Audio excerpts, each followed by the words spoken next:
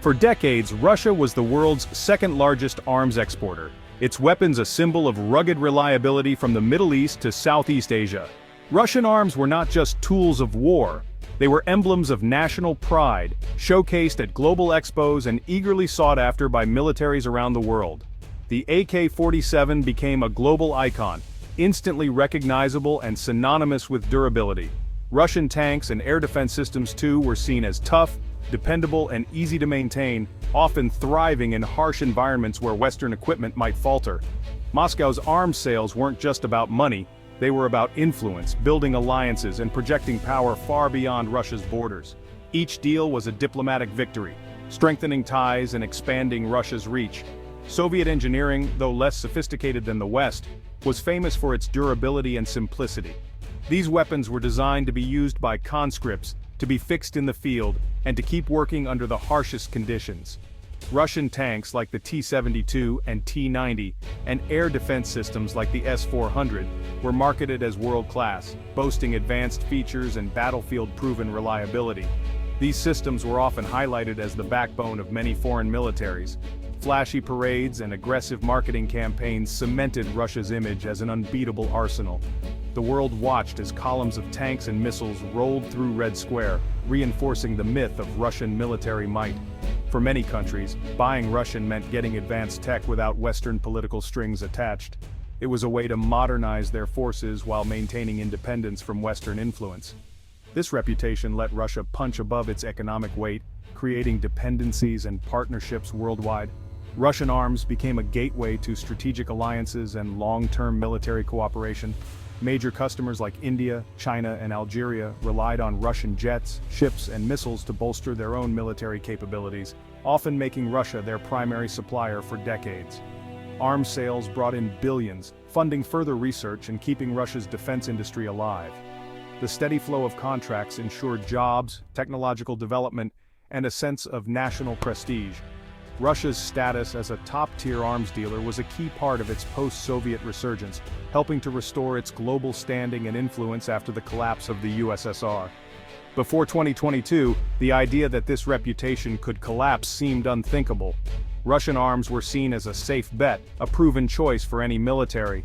But the full-scale invasion of Ukraine would put these claims to the ultimate test, not in a parade, but in the brutal reality of war. The world watched as Russian equipment faced modern battlefields and determined resistance. The myth was about to collide with reality, and the consequences would echo far beyond the front lines.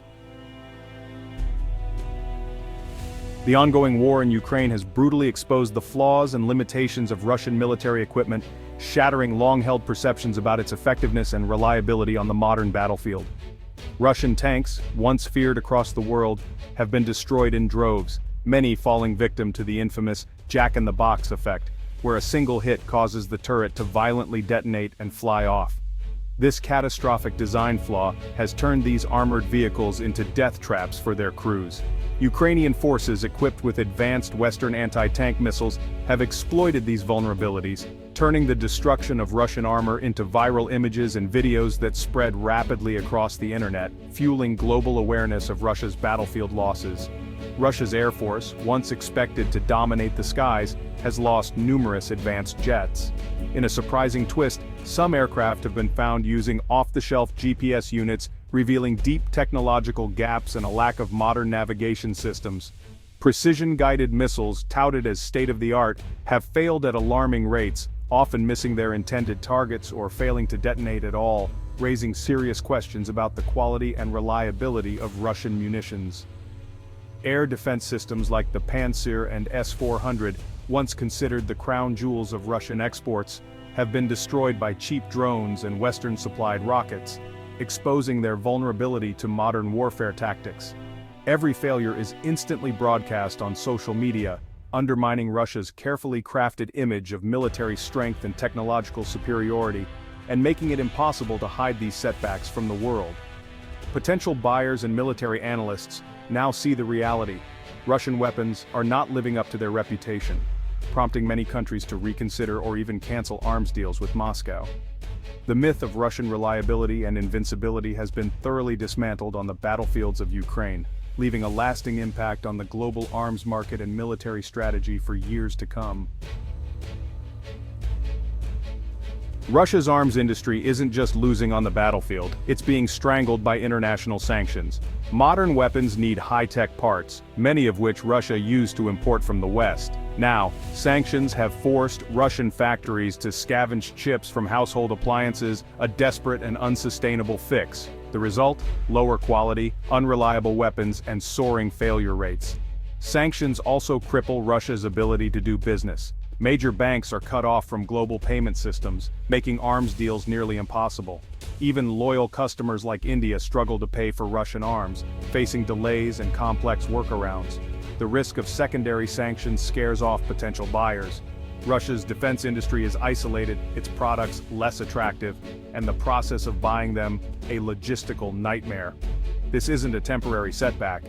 It's a fundamental disruption to Russia's entire arms export model. The numbers tell the story. Russia's arms exports have collapsed, sending shockwaves through the global defense industry and raising serious questions about the country's future as a weapons supplier. From 2019 to 2023, exports dropped by over 50%, the steepest decline for any major arms exporter in recent history. This dramatic fall has left analysts and industry insiders stunned. Russia has now fallen behind France, barely holding on to third place in the global market. Once a dominant force, it's now struggling to keep pace with its Western competitors. Its share of global arms transfers has shrunk from over 20% to just 11%, a staggering loss of market presence that would have been unthinkable just a few years ago. The number of countries buying Russian arms has plummeted from 31 to only 12, as former clients seek more reliable suppliers and diversify their defense partnerships. Key clients like India are turning to France, Israel, and the US for new hardware, signaling a major shift in global defense alliances and procurement strategies.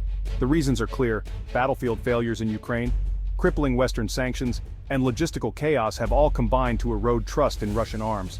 Even interested buyers face massive delays, as Russia now prioritizes its own war needs over fulfilling export contracts, leaving foreign partners frustrated and uncertain. The loss of arms sales means less hard currency flowing into Russia and a sharp decline in Moscow's geopolitical influence, weakening its leverage on the world stage. Every canceled contract is a lost partnership, eroding decades of carefully built relationships and trust with foreign governments. Russia's status as a global military-industrial power is in near total collapse. With factories idling and weapons gathering dust, recovery looks increasingly unlikely, and the world is watching as a former giant fades from the scene.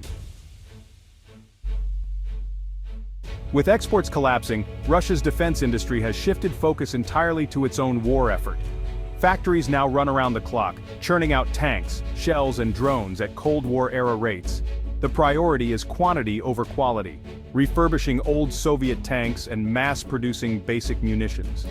Export orders are delayed or canceled, leaving foreign customers frustrated and empty-handed. Moscow's message: the war comes first, everyone else waits. This has further damaged Russia's reputation as a reliable supplier. The industry is now geared for survival, not innovation or global competition. Russia is transforming into a self-sustaining arsenal, focused solely on its own needs.